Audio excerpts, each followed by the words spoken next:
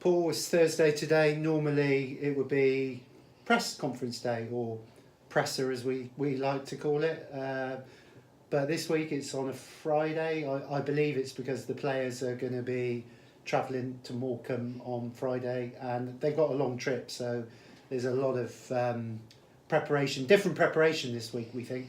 Yeah, long trip to Morecambe. I'll be making it myself. Yeah. So yeah, that's the one downside really. It's just a hell of a trip, but it is what it is. But it seems also that there's potentially been a slight change in the schedule in terms of training this week. I mean, we're just speculating, but whether there's been double sessions or something like that, given the back-to-back defeats, because I think you always look at these games, Morecambe, bottom of the table, struggling.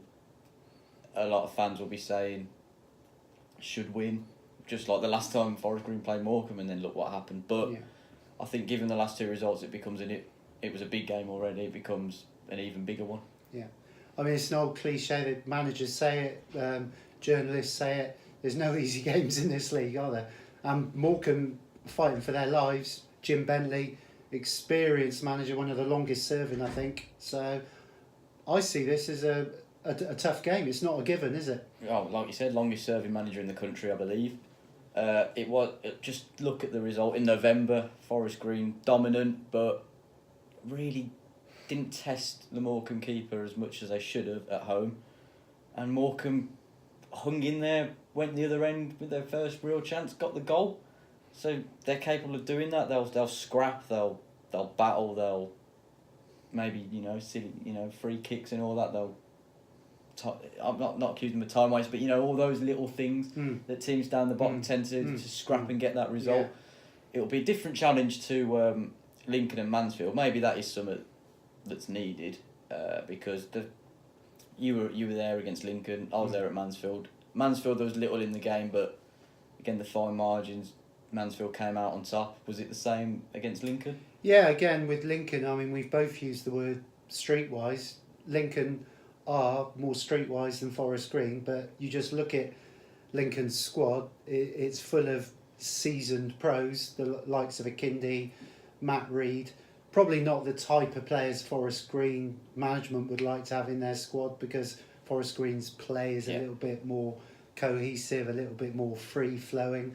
But in some ways, you look at it, people like Akindi and Reed are the type of players who can get you out of League Two. I think Forest Green's squad is a League One squad, probably better suited in League One than in some ways in League Two. Having said that, it has been, and we've said it before, it's been a fantastic season. They're in the playoffs, Forest Green. They are in the playoffs, but given how tight the league is, I'm surprised they've been able to lose 2 games and still be in there.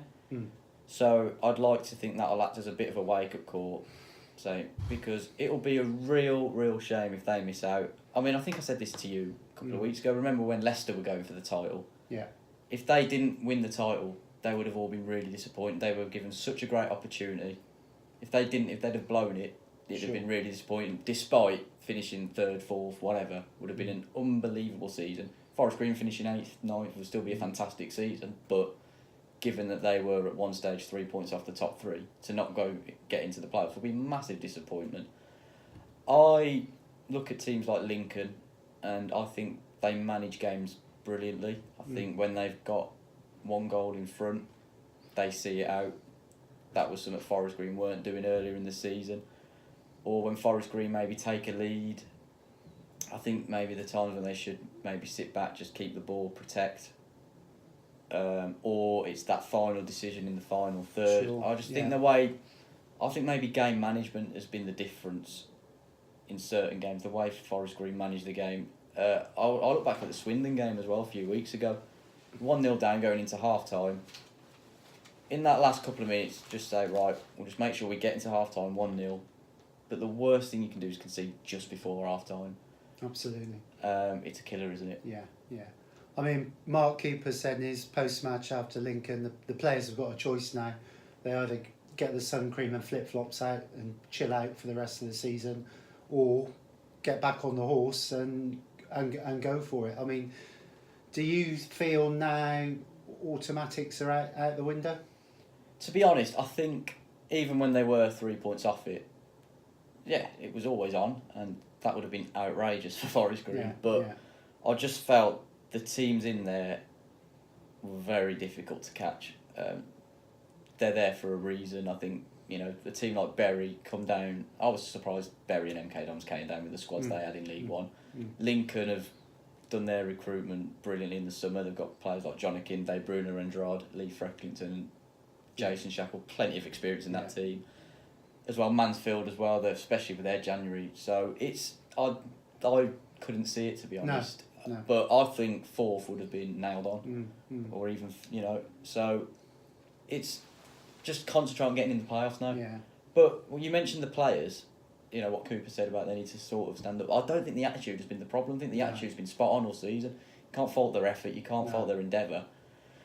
I don't know, do you feel there's a lack of there is a bit of experience. Obviously, Doyle has come up through the playoffs. Yeah. James has reached 3 playoff finals. But do you feel, given that it's a young squad, do you think maybe that's showing at the moment? Possibly, but then, like you just mentioned experience there. You had Lee Collins to that. You had Ruben Reid to that.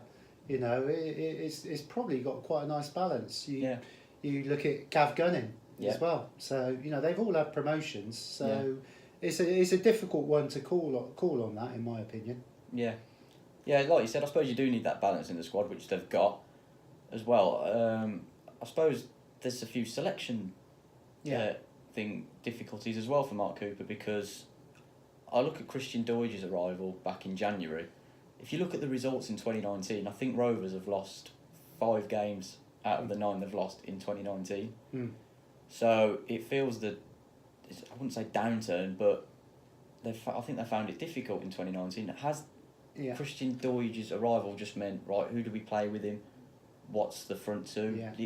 We've seen a lot of changes over this period of time, haven't we? Yeah, and I think, again, Mark has harped back to the goalkeepers at times where there's been crucial mistakes. Could have lost about 9 points from mistakes. He's had to use, 3 goalkeepers this season? Yeah. So there hasn't really been any continuity there. Yeah. That's been more ill luck than anything. Yeah. I mean, Monty was back in on Saturday, did very well, so, hats off to him. That's it.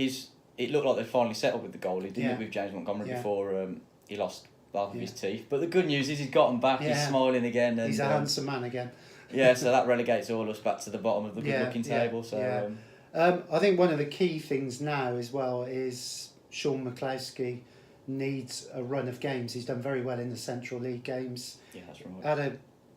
Almost got off to a flyer against Lincoln, but it was a great save from Gilks. But I mean, I think he's definitely the future, and I think he's the real deal. I just want to see him. Yeah. It's not his fault. It's not No. Mark Cooper's fault, really. When Doidge is back, you can't, especially when there's games you need a goal, you don't want to take off Christian Doidge, do you? No. So it's a real difficult one for the management team. So all Sean can do is impress in training, and those 6 goals he scored in the Central League seems to have done in the world of good. He started on Saturday.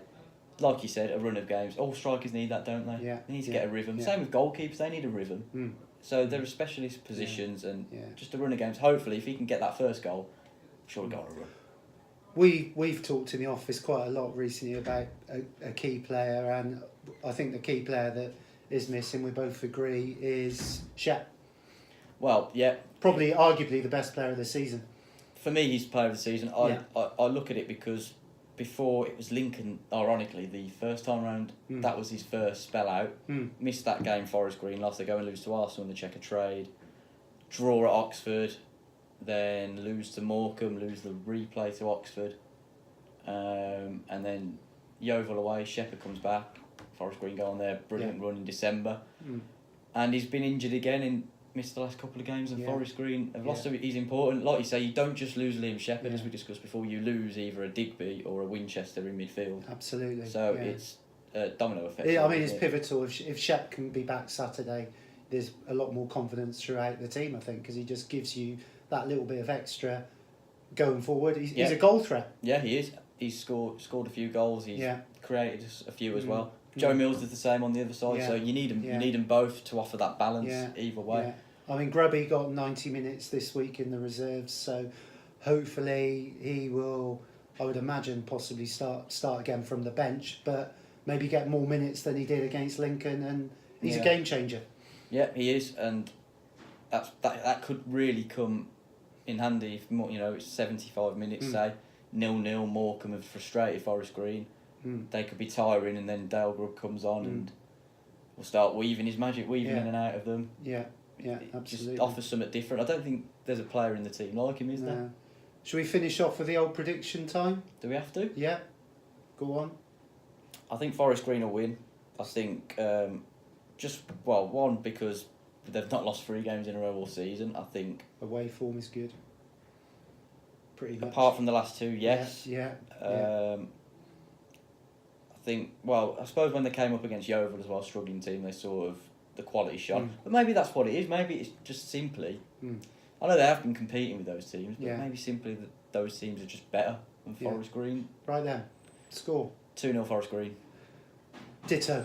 Ditto. I was going to We go. agree? Yeah, What's going on? We agree for the first time. Yeah, all day long. I fancy 2-0 as well. Should we go for goals as well this time? Predictions. Ooh. Let's go. 2. So let's go with Doidge to get 1. Yeah. And I'm gonna go with Grubb off the bench. Wow. Okay. Well, I'm going to go Mikulski and Digby. Digby. Yeah. Interesting. Okay. All right. Well, thank you for joining us. Paul will be at the game on Saturday, so follow him on Twitter, live blog, etc. Cheers. Thank you. Thank you.